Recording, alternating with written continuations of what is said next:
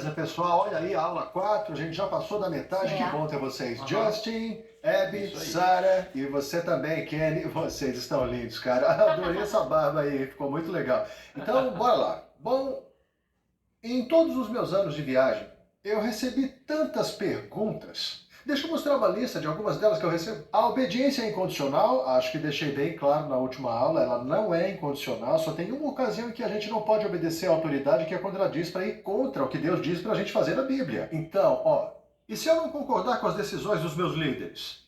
Isso eu recebo o tempo todo. E se a autoridade tiver uma decisão ruim? E se a autoridade me disser para eu fazer algo errado? Como eu estabeleço limites? Então, nas próximas sessões eu quero essas duas perguntas seguintes respondidas, tá bom? Só estou avisando para vocês. Então, deixa eu ler a nossa verdade levantando a primeira sessão aqui, que é sobre Satanás e seus cúmplices. Vejam só, eles querem te pegar, pois o objetivo principal deles é fazer você se convencer de que algo é bom, quando na verdade é uma coisa ruim para você. E olha, ele é mestre em fazer isso, tá bem? Então, olha só, Aqui está a verdade. Estão preparados? Submeter-se à autoridade divina vai te dar proteção, provisão e paz. Então, vamos revisar as visões da autoridade delegada que Deus colocou sobre a vida de cada um de nós aqui. 1, civil. 2 é família. 3 é social. 4, eclesiástico. Então, eu vou começar com a lição da autoridade civil, que é o que a gente vai falar mais aqui, tá bem? Então, olha só. O que são as autoridades civis? Presidentes, legisladores, juízes, governadores, prefeitos, vereadores, policiais, bombeiros, militares, e se você estiver assistindo isso no exterior, pode ser os parlamentares, o que você quiser, os ministros, ou o que quer que seja. Então, a questão vai direto para o policial na rua, entendem? E vamos continuar de onde nós paramos em Romanos. Lembram que eu disse lá em Romanos 13, 1 e 2, que na verdade fala sobre a autoridade civil? Então, isso é porque ele continua mencionando que as autoridades, na verdade, são servas de Deus. Agora, deixa eu contar uma história para vocês. Olha, alguns anos atrás eu estava na academia no Colorado, eu estava malhando e tinha um cara e uma garota bem fortes, bem do meu lado, e eu comecei a conversar com os dois. E acontece que ele é policial aqui em Colorado Springs, ela também é policial, e quando eles disseram isso, eu estava conversando já há uns 5 minutos, e eu disse, poxa, eu tenho muito respeito por você, no meu coração isso é enorme, porque a Bíblia diz que você é um servo de Deus. E o cara ficou doido, o nome dele era Sean, ele disse, cara, peraí, quer dizer que eu sou mesmo servo de Deus? Isso está na Bíblia? Eu falei, sim, Romanos capítulo 13. Ele falou, então eu vou colocar isso tatuado nas costas. Sim, sim. Umas semanas depois, lá estava ele foi e levantou a camisa na academia e estava lá, Romanos 13. Que bom que ele fez isso, porque eles são mesmo servos de Deus, né, gente? Fico feliz que tenham sido salvos. Então, porque eles são servos de Deus, veja só, enviados para o seu bem, você precisa se submeter a eles. Não deveria, você precisa se submeter a eles. E quem escreveu isso foi Tasso. Então, submeta-se a eles, não só para evitar punição, mas também para manter a consciência limpa. Entendem? É muito importante. Então, vamos continuar lendo no versículo 6. Pague os impostos. Também pelos mesmos motivos pelos quais você paga o governo, pois os trabalhadores têm que ser pagos, já que eles servem a Deus, entendem? Na próxima vez que você exceder o limite de velocidade e a polícia estiver perseguindo você, não culpe o diabo. Eles não trabalham para o diabo, eles trabalham para Deus. Por isso que você ora por misericórdia. Então, vamos lá, versículo 7. Pague os impostos. Não é incrível? Olha, pague os impostos está escrito 2 vezes. Eu não repeti nada, não. Está aqui 2 vezes. Podem notar, pessoal. Olha só. Pague seus impostos e taxas governamentais a quem os arrecada e respeite, repitam, e honrem a quem está em posição de autoridade. Agora, vê só, deixa eu falar. Sabe por que aquela honra estava no meu coração? Porque a autoridade deles, do policial e da policial, vinha em última análise de Deus. Então, se você conhece Deus de verdade, vai reconhecer a autoridade. Me mostra uma pessoa que não reconhece a autoridade e eu te mostro uma pessoa que realmente não conhece a Deus, porque ela pode dizer até que nasceu de novo, que vai à igreja, etc., mas ela não conhece de verdade Deus. Se ela conhecesse, ela saberia o que é autoridade. Verdade. Tá bem? Olha, deixa eu dar um exemplo. Digamos que eu nunca tivesse conhecido o Justin antes. Aí eu chego pro Kenny ou então pra Sarah e falo assim, olha, deixa eu contar do Justin pra vocês. Ele é um vegetariano. Não, na verdade ele é vegano. Qualquer coisa que tenha óleos ele não come. ele também adora crochê de todo jeito. E olha, deixa eu falar uma coisa para vocês. Ele está treinando, porque o objetivo dele é entrar para a equipe feminina de nado sincronizado nos Estados Unidos. Olha só, Justin, alguma coisa do que eu falei é verdade? Não. Então, eu estou atuando como se eu conhecesse, mas eu não conheço ele de verdade. Me mostre uma pessoa que não conhece a autoridade e eu te mostro uma pessoa que realmente não conhece Jesus Cristo. Sim. Eu quero que pensem sobre isso. Então, vamos à palavra honra, que no dicionário Webster, da edição do ano de 1828, que foi quando surgiu esse dicionário, diz o seguinte, ó, tratar com respeito e reverência e submissão e desempenhar deveres relativos àquela pessoa, não é? Essa é a palavra honra. Às vezes você pode realmente entender o que uma palavra é observando a antítese dela. Desonra quer dizer tratar como comum, tratar como ordinário, não respeitar. Então, se você trata um policial como uma pessoa comum, isso não deveria ser nada ruim, porque afinal, Jesus disse que você tem que honrar até os pequenos, mas você não está honrando aquele policial, entendem? Nem a policial. Pegaram a visão? Agora eu vou mostrar para vocês uma coisa que o apóstolo Pedro disse. É uma declaração incrível dele. Olha só. Pedro diz, tema a Deus, honre o rei. Sabe o que Pedro diz aqui? Como você pode dizer que teme a Deus a quem você não vê, quando não respeita quem ele investiu em autoridade e que você vê? Sabe quem é o rei histórico sobre o qual Pedro está falando nessa passagem? Então, tinha um rei na época de Pedro. Sim. Era o rei da Galileia, o rei da Judéia. E o nome dele era Herodes Agripa I. Sabe como foi que ele entrou no poder? Através de manobras políticas astutas e ardilosas relacionadas ao Império Romano, pessoal. Quando ele fez isso, e aquele imperador a assumiu, ele deu a Herodes todo o território que Herodes o Grande tinha. Agora, esse homem, Herodes Agripa I, ele subiu ao poder em 37 depois de Cristo. Então isso foi poucos anos depois da crucificação de Jesus. E ele estava matando cristãos para ganhar poder político com o maior segmento de pessoas, que eram quem, pessoal? Os judeus. Ele matou Tiago, que era próximo de Cristo. Ele o matou com uma espada, certo? Então, Pedro, quando escreve isso, vejam, Pedro foi preso por esse cara. Lembra quando o anjo tirou Pedro da prisão? Pedro fala, honre o rei. E quem é o rei? É Herodes Agripa. Como é que você pode honrar um cara que está matando cristãos só para promover a sua agenda política, pessoal? Não é fácil não, não mesmo. Não é fácil, mas isso você tem que fazer. Você tem que olhar além do comportamento e honrar a posição.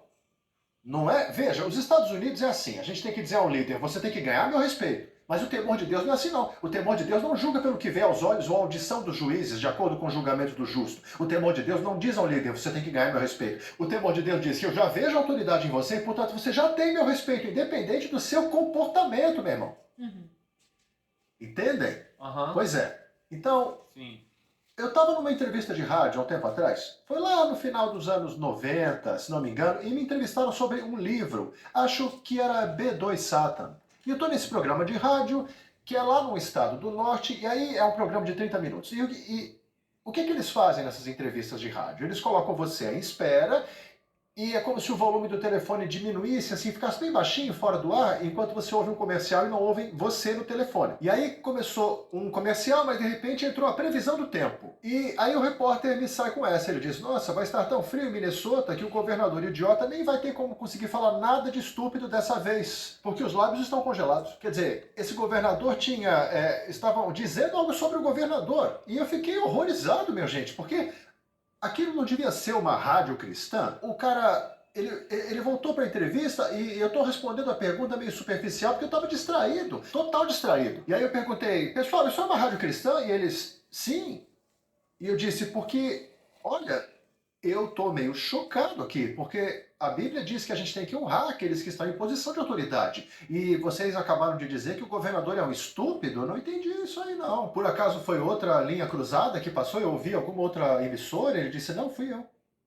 Claro. E aí eu respondi, bom, isso não é ter o coração em Deus. E ele falou, mas é bom você divertir de vez em quando, sabe, John? E eu respondi, não, às custas do que Deus nos disse para honrar. Sim. Bom, ele encerrou a entrevista mais cedo e terminou dizendo que eu e John Bevere não temos a mesma visão. E eu vou te dizer uma coisa, eu teria rido demais daquela piada dele se antes eu não tivesse tido um encontro com o Espírito Santo e que estou prestes a compartilhar com vocês. Lembra quando eu falei sobre quando o Clinton subiu ao carro? Sim, sim.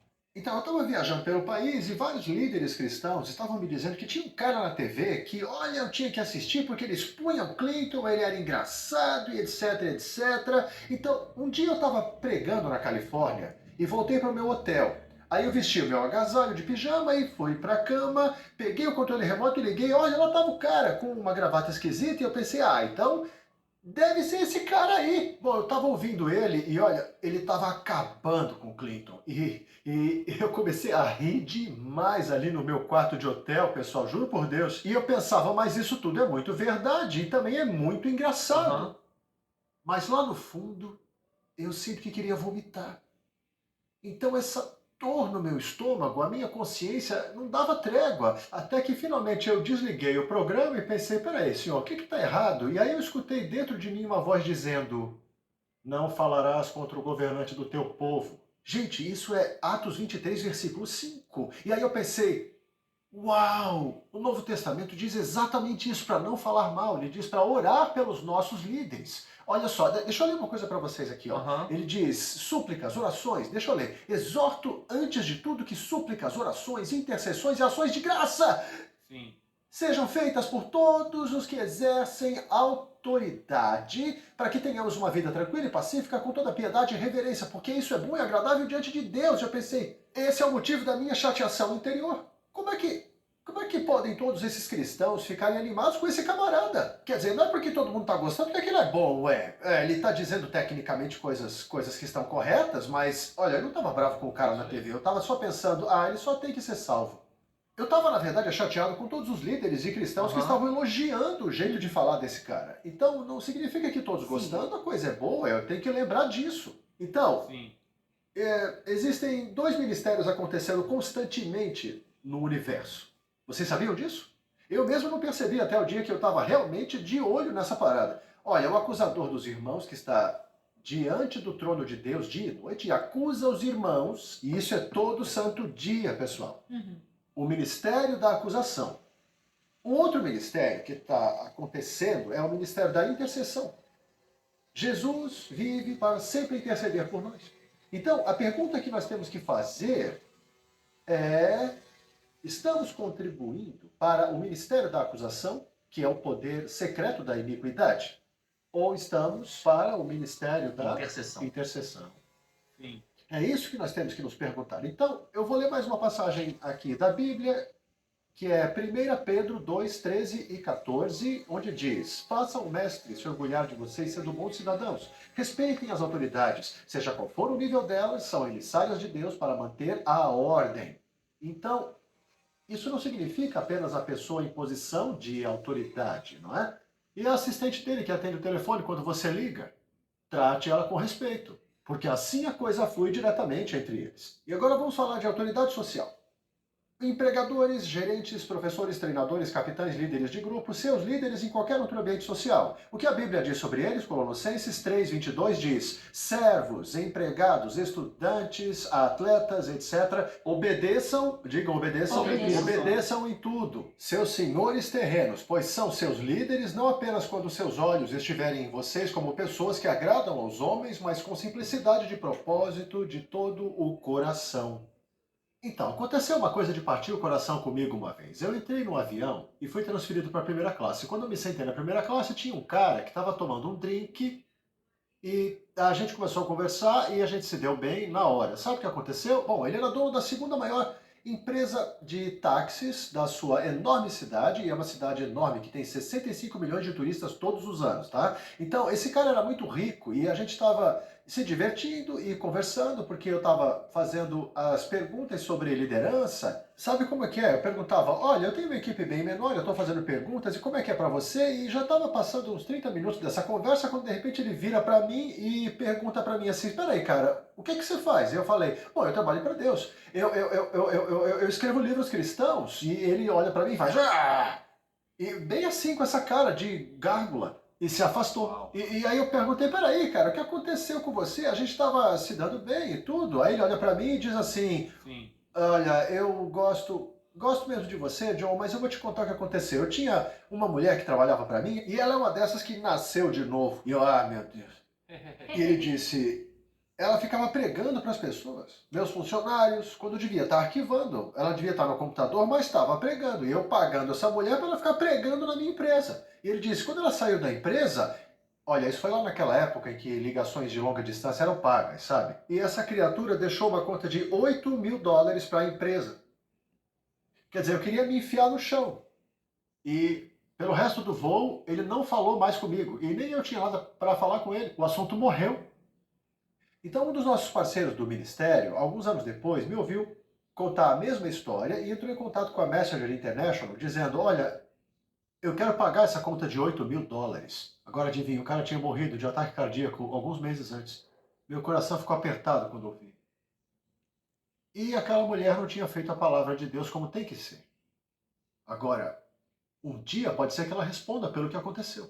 Só posso esperar e orar para que talvez o meu impacto sobre ele, o impacto de outros homens, o tenham alcançado antes que ele morresse daquele ataque cardíaco. Sim, Então vocês entendem do que eu estou falando? Sim. Quando eu digo que é melhor estar sob as asas sim. Aham, do que superficialmente achar que está obedecendo a Deus aham, e sendo espiritual, quando não está sob as asas aham, dele, como a Bíblia aham. diz.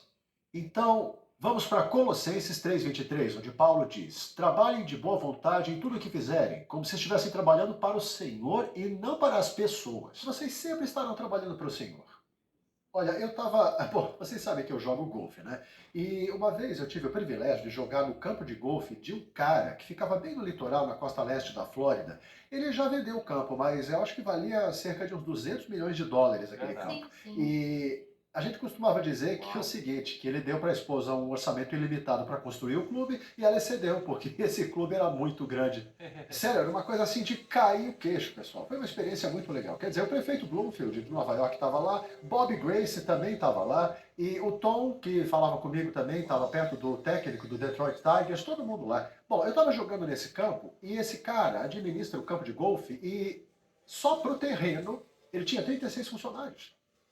E eu estou me preparando assim para dar uma tacada e de repente me deu um estalo. Eu recuei e disse assim para ele: Ô Alan, você tem que cuidar do campo como se fosse Jesus e não o senhor H. Bom, ele é cristão e foi ele que me colocou no campo. Sim, Ele perguntou: de onde é que você tirou isso? E eu disse: a Bíblia diz que servimos aos nossos empregadores como ao Senhor, ué. sim. E ele disse: é mesmo.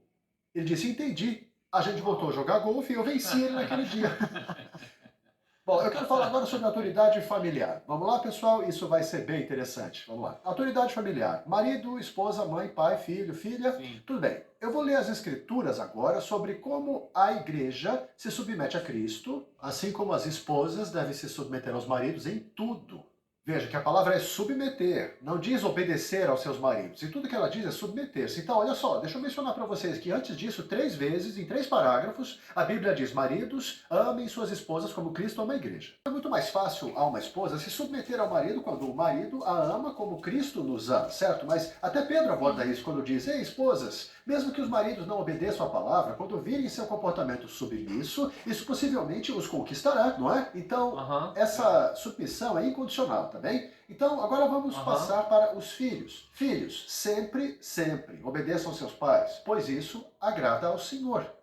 Em Efésios 1, ele repete o mesmo mandamento, mas veja, em Efésios 6. Em Efésios 6, 1, ele repete o mandamento, mas em Efésios 6, 2 e 3, honrar, olha a palavra, honrar teu pai e tua mãe. Aham. Esse é o primeiro mandamento com uma promessa. Estão vendo aqui? Então você pode ver que tem uma promessa anexada ao mandamento honrar pai e mãe. E que promessa? Na verdade, olha, são Sim. 2 promessas. Número 1, as coisas correram bem para você. Número 2, vai ter vida longa na terra. Eu não consigo pensar numa promessa que seja maior do que essa.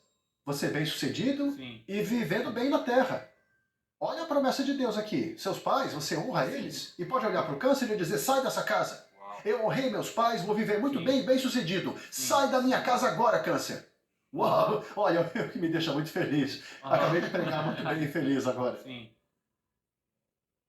O problema é que vivemos numa sociedade que nos treina a desonrar nossos pais. Quando nossos 4 filhos estavam crescendo, tinha uns filmes de classificação livre que eu proibia eles de assistir. E por que eu proibi meus filhos de assistir esses filmes? Bom, porque em todos os filmes os atores mirins apareciam desonrando e desrespeitando seus pais. Então eu disse aos meus filhos, olha, eu não quero que assistam nada disso, eu me recuso, não quero que assistam, mesmo que a classificação seja livre, todo mundo esteja vendo. Eu disse, olha, eu prefiro que vocês vejam um filme com muita matança acontecendo, já que isso acontece em todo o Antigo Testamento, do que ver esses filmes aí. De jeito nenhum. Eu sei que tem gente que não vai agir desse jeito com seus filhos, mas eu sou assim. E o resultado disso é que as crianças crescem respeitando professores, respeitando seus pais, respeitando autoridades civis. E eu vou dizer para você, esses garotos são realmente abençoados, viu? Na verdade, a Bíblia, olha, isso é muito legal quando você pensa nisso, que Deus colocou os 10 mandamentos listando-os na ordem de importância. E se você olhar para os 4 primeiros, eles tratam de relacionamento com Deus, enquanto os 6 últimos tratam do relacionamento entre os homens. E na verdade, sabe, Jesus disse que o primeiro é amar a teu Deus de todo o coração e o segundo é amar o teu próximo. Os mandamentos estão em ordem de importância. Então, se você olhar para o sexto, o mandamento não matarás. Uau, meu Deus, isso é ruim. O sétimo mandamento é não cometerás adultério. Uau, isso é ruim também. Muito ruim. O oitavo é não roubar. Uau! Quer dizer, você vai para cadeia por 2 desses, né? Sim. Não é? Fala sério, mas sabe o que Deus coloca acima deles? O quinto mandamento é honrar sua mãe e seu pai. E agora, será que Deus considera honrar sua mãe e seu pai, desonrá-los, na verdade, algo pior do que assassinato, roubo e adultério? E nós vamos de Deuteronômio 27,16, maldito todo aquele que desonrar seu pai e sua mãe. E todo o povo responde, amém. Se olhar para outras traduções, diz assim, ó, Deus amaldiçoa todo aquele que humilhar um dos pais. Se lembrarmos de Simeão e de Levi, o segundo e terceiro filhos de Jacó, não é? Mataram homens a sangue frio na cidade de Shaiquim. Mas se você olhar para Ruben, o primogênito, ele desonrou o pai. E olha só o que a Bíblia diz sobre ele. O filho mais velho de Israel era Ruben, mas já que ele desonrou seu pai por dormir com uma de suas concubinas, por isso seu direito à primogenitura foi dado aos filhos de seu irmão José. Por essa razão, ele não está listado nos registros genealógicos como o primogênito. Uau. Ou seja, segundo e terceiro filhos, nada aconteceu com a genealogia deles. Eles mataram homens a sangue frio. Mas Ruben desonrou o pai.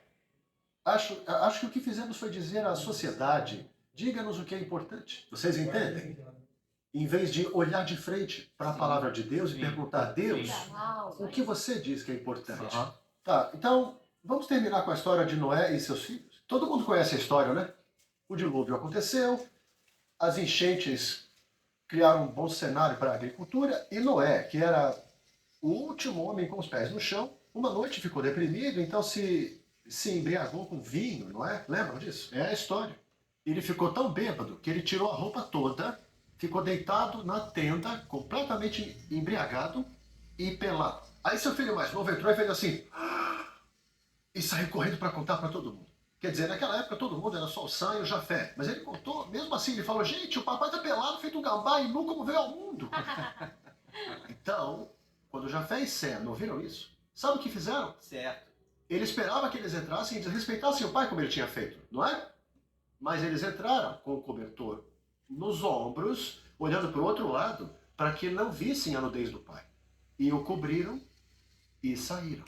Agora Noé acorda na manhã seguinte, certo? E quando percebe o que o Cã fez, uma maldição cai sobre as gerações de Cã em Canaã. E essa maldição segue de geração em geração em geração. O que é incrível, de novo, é que Cã estava 100% certo e também estava errado.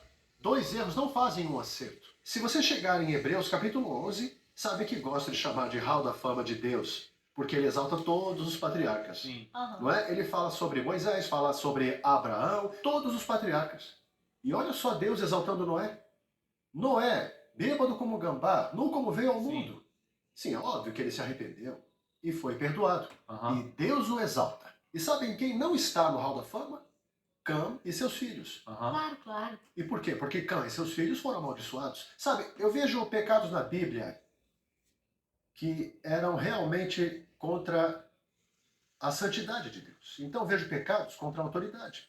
e acha que os pecados contra a sua autoridade são julgados com mais rigor. Mas entendam, é tudo a sua autoridade. Vamos seguir uma linha de raciocínio. Saul desobedece diretamente à ordem de Deus e poupa um homem, poupa alguns animais. Ele perde o reino. Davi comete adultério, mata o marido da mulher. Ele pede perdão e se arrepende genuinamente, mas não perde seu reino. Noé fica bêbado, mas é exaltado. Ele se arrependeu. Seu filho se volta contra o pai, debocha dele para os irmãos e é amaldiçoado. Jacó tem um filho chamado Rúben, que desonra o pai. Ele perde o direito à primogenitura. Isso é muito interessante para mim. Quer dizer, como eu disse desde o início, Adão não se deitou com uma prostituta. E nem assassinou o marido dela para encobrir o que ele fez. Adão só desobedeceu à autoridade direta de Deus. E isso mostra como é importante termos um coração sensível à autoridade dele. Isso inclui não apenas a autoridade direta dele, mas também daqueles a quem ele delega. Na próxima lição, abordaremos aquele assunto sobre o qual preciso que a aula inteira fale, e esse será muito útil para nós, que é a autoridade da igreja. E a minha favorita de todas essas aulas, com certeza, será a última aula. Então, bora lá? Estão prontos? Com certeza. Tá bem, até a próxima.